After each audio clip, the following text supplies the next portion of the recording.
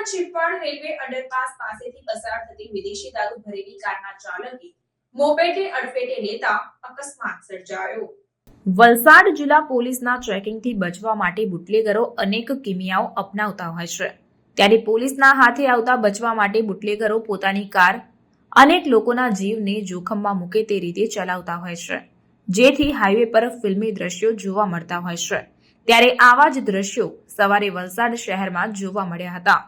વલસાડના Chhipwad railway underpass પાસેથી પસાર થતી વિદેશી દારૂ ભરેલી કારના ચાલકે બેફિકરાઈપૂર્વક કાર હંકારી રસ્તા પર પસાર થતી મોપેડને અડફેટમાં લીધી હતી, જેથી વિદેશી દારૂ ભરેલી કાર પલટી ખાઈ ગઈ હતી, જે બાદ અકસ્માત સર્જીને કાર ચાલક ફરાર થઈ ગયો હતો।